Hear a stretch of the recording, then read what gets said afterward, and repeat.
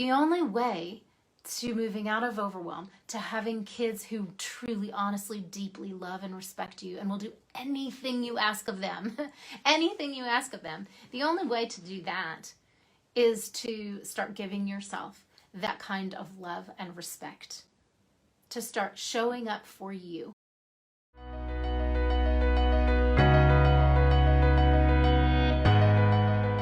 Today, I'm going to be sharing with you 3 powerful questions that every one of you can ask yourself in order to become a more powerful, a more present, a more productive and successful mother, especially in the area of having your kids cooperate with you, building the kind of trust and respect that you're going to need if you really want them to do what you ask them to do. Because the way that a lot of us were parented, in the generation above us, the go-to for parenting was fear. So we were controlled through fear, which means threats, which means intimidation. I'm bigger than you, I'm stronger than you, do it or else. And when I speak to moms of my generation or the next one down, which that's my most of where my clients fall. If you're somewhere in your 30s or if you're in your 40s, then you likely grew up in that time when you wouldn't dare have done what your kids are doing now. I would not have dared, or if you and your partner say to each other, I would never have done what he is doing or what she is doing. That would never have been allowed in my house. We would have been ripped in two if we had done that. I never would have spoken to my parents like my kids speak to me. See it all the time, hear it all the time. And this is one of the big causes of overwhelm, of anxiety. If you are struggling to get your kids to listen to you, meaning if they blow you off, or I talk to a lot of moms who say, like, my kids just flat out ignore me. I say something to them and they flat out ignore me. You guys, that hurts. That sucks. And you know what? It's not okay. None of that is okay. It's not okay for your kids to ignore you. It's not all right. And at the same time, it's not all right for you to have to scare them into listening to what you're going to say or frighten them into cooperating with you. We know that we can do that, but many of you who are here in Consciously Creative Motherhood don't want to go that route. Your parents went that route. You don't want to repeat the past. You don't want to be a big scary monster, and you don't know another way. And the result I see all the time, is moms caught in this between a rock and a hard place. I don't want to threaten my kids, but yes, I am yelling at them because I don't know another way. I'm threatening my kids. I'm yelling at them. I am having to, the flip side, coddle them, bribe them, working way too hard. I just want to say it that way. Like, you're working way too hard to get your kids to cooperate. Way too hard. And I see it all the time, and it drives me nuts to think, like, we don't have to work this hard, you guys. You don't have to work this hard. You don't have to. You can be more at ease and have your kids cooperate. What I see, a couple things that I see when women have kids who don't listen, and there are a lot of reasons for this. And there's no judgment allowed about this. No judgment allowed about it. None coming from me, and none allowed from anyone in here or from your communities, your families. When you notice this about yourself, though, you find the power. So we're getting caught up in self-doubt because fear is in the driver's seat. And it happens with our kids. And that's just another mirror. But it's always been happening. I'm not sure what I need or want. I'm not sure how to take up space. I don't know how to see myself as worthy of having a voice. I'm not sure I'm worthy of this beautiful life and these children. What have I done? I'm failing them, right? These are stories women are trapped in. These are stories in motherhood we notice for the first time. Oh my God, I can't make decisions. There are 1,000 decisions I need to make a day, and I have analysis paralysis. I don't know how to make solid decisions. Or I do, and then I second guess and I doubt. Or I want to check in with 5 people to get sign off to make sure that what I think is an okay thing to think. Or what I feel is an okay thing to feel, and then I'll go and work on it, or maybe not, right? It's the indecision, it's the wishy-washy energy, it's the self-doubt. Kids smell it, they feel it, they become it eventually. But right now, your strong-willed kids, your spirited ones, your intense ones, your highly sensitive ones are going to push those buttons over and over and over again. They're going to scream, they're going to be difficult, or they're going to withdraw and become like invisible, or they're going to try to heal you. They're going to become extra hard around all those areas that you struggle already. Okay, so the self-doubt, the wobbling, the I'm not sure, I need someone else to validate it for me, I should check in with someone else, I don't know. And then it's like I'm numbing out. I'm feeling, I don't know how. And then we have that story, I don't know how to do this. Or you go to blame and victimhood, which is wanting to be rescued. I wish someone else would just do it for me. Or this is all someone else's fault, right? It's all someone else's fault. Okay, so these are all the pitfalls. These are the traps that we fall like a beetle on our backs into, wiggling our legs into the I can't and I don't know how and I'm terrible at making decisions, right? All those things. We tell ourselves those. We have been for a long time. It keeps us small. It keeps us scared. The only way to moving out of overwhelm, to having kids who truly, honestly, deeply love and respect you and will do anything you ask of them, anything you ask of them, the only way to do that is to start giving yourself that kind of love and respect, to start showing up for you in a way that you never have before, to use your voice, to stand in your power, to get connected to your own light, your truth, and speak from that instead of, you should be doing this, oh my God, and from fear.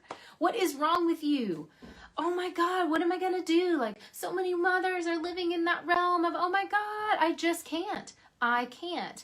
And then what happens? Depression, overwhelm, collapse, hiding in the cover, under the covers. And just pull your head out of your, for a second from those moments and think like, and what's that doing to my kids? Are they learning? What are they learning, you guys? What are they learning? What are we teaching them when we live that? What are we teaching them when we go into hiding and pull the covers over our heads? We're demonstrating beautifully how to give up, that we're not enough and so neither are they, that they're too much for us. Oh, that's a hard one. That's a hurtful one. Who in this group got that message as a kid? I'm too much for my parents, right? Let's shift into 3 questions you can ask yourself to start making a shift today, like now, like right now. The first one is, what energy are you bringing into these interactions with your kids? When they're not listening to you, when they're writing you off or ignoring you or fighting back, arguing back, or doing that to you when you ask them to do something. What energy are you bringing to it? And be honest with yourself. When I say what energy are you bringing to it, is it wobbly? Is it apologetic? Hey, can you please, are you asking permission from them to get them to do something? So a bit sheepish. Is it threatening? Is it insulting them? Being mean to them? Why haven't you? What is wrong with you? What is the energy? And I want you to drop it in the comments. Harsh, timid. Hey, could you please, when you get a chance, could you do this, sweet pea? Could you do that? That's another one. There's an energy of impatience, right? Do you ask them for things, but you're already annoyed? You're irritated, you're annoyed, so you're impatient. Maybe there's a pressuring kind of energy you're bringing to it. Oh my God, there's so much piling here. Can you do this and you do that? And oh my God, you guys, this is ridiculous. Why do we live in chaos, right? Where did I go wrong? A self-pity energy. I want you to write it down. What energy are you bringing to the request you make from your kids or to the direction you give to your kids? What is the energy? Say it in the comments now. I want to hear it. That's the first powerful question. The next one is a tougher question for you to answer without expertise and help, but I'm going to give it to you anyway. What stories are you bringing from your past into parenting? We could also say, what stories are you bringing from your sense of self or your self-identity into parenting? What stories about you, about where you've screwed up, the things you're not good at, your drawbacks, your flaws? What stories about who you are showing up in that energy, in that request, in that interaction? And say in the comments. So I'll give you some examples. These are beautiful, great examples. I'm seeing these fly by. I'm going to go back and read these. The story of someone who never gets what she wants. It doesn't work out for me anyway. So, I mean, just this is just another version of that story. Nobody listens to me. Nobody listens to me. No one hears me. Right? I have no support here. So, of course, this isn't working because I have no support. This is just another version of that story of nothing is working, right? When you bring that story in, dragging the baggage in from the past, because it hasn't been sifted through yet. It hasn't been sorted through yet. It's unconscious or semi-conscious, right? Your kids feel it. They smell it. They respond to that story. They are not responding to the truth of who you are in that moment. They're responding to what you're bringing to the interaction. They can't see beyond that in the moment. They will reflect to you what energy you're bringing. And they will reflect to you the stories you still have. I'm not enough. Right? I don't know how to get people to listen to me. You're going to have kids that don't know how to listen to you. Nobody sees me or hears me. Your kids are not going to see you or hear you. No. And then the third one is, what kind of joy or peace or calm or order in your home do you see yourself as worthy of? Like, what kind of vibe in your house, in your environment, in your family, in your relationships do you really honestly believe that you are worthy of? And sit with that for a minute, and I want you to drop it in the comments too. You might not know this one. You might not have thought about this. This is an outcome-based question. How good do you want it to be? Are you okay with chaos? Are you okay with screaming at your kids 5 out of 7 days a week? Are you okay with the damage that does to them? Are you okay with seeing them scream at their kids one day? Are you okay with the house being a disaster because kids don't pick up after themselves because they don't respect you and listen to what you say? Or is that not okay with you? These are all indicators of what kind of family you believe you are worthy of having. And, you know, a part of this is, for many of you here, I'm sure, grew up in families where there really was no sense of stability. There was no safety, security. There was no message that you are worthy. You are such a beautiful, worthy being. No one's ever said that to you before. I'm saying it to you now. Open your heart to see if you can receive it. You are a beautiful, worthy, amazing blessing of divine creation. You are a powerful creator, and you are an absolute gift to your kids.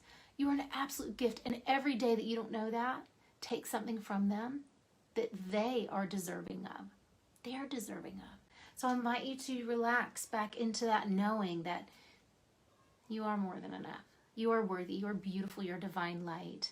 You're a part of an epic creation that's always changing, moving, growing, expanding. Unless you're opting out of that. Unless you're scared. And if you're staying in fear, and if you're staying believing that you're not worthy, then you're staying in self-doubt, and you're not taking control of your life, taking control of your kids, taking control of the home, the marriage, the life purpose, all that's connected, all that is flowing from your sense of yourself. If you are not taking control of those things, then it's no wonder that you feel powerless and out of control, because we're choosing either way. We're choosing to grow, or we're choosing to stay and invest in being stuck. That is a choice, okay? Being stuck is a choice, all right? And you're investing either way. You're investing time, money, energy, mental focus in a problem or in a solution. That's it, and it's that simple.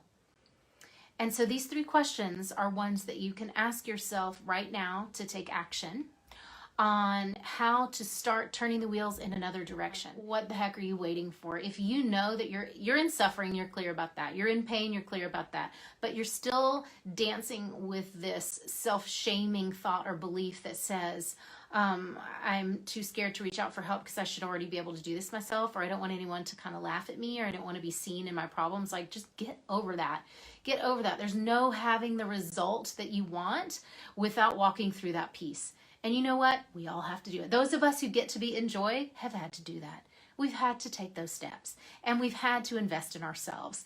And the more I invest in me, the freaking happier and more joyful my life becomes, the healthier my marriage becomes, the more beautiful and happy my children become, and yours can too. So I'd love to help you. If you want to reach out, don't hesitate to post a comment here or message me. I'd be happy to share with you what it takes to get there. And it's not going to be for every one of you.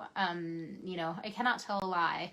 A lot of moms want to be happy. They want to be joyful. They want to feel amazing. And they reach out to me about awakened motherhood, and they're really not ready to roll up their sleeves and put themselves first. And that's okay. And you'll never feel any judgment from me about that. I'm going to love you either way. But if you are ready to change your life, let's have a conversation about it, and let's see if we can get you there. Okay. I love you all so much, and I'm so glad that you are taking the action to show up here and to leave comments. I just love to see where you are and what touched you. So leave that in the comments right now, and then reach out to me. You know, my call link, it's pretty easy to remember, www.honorjanetsky.com/call if you want to connect with me, or you can message me. And I'd be happy to see if I can help you.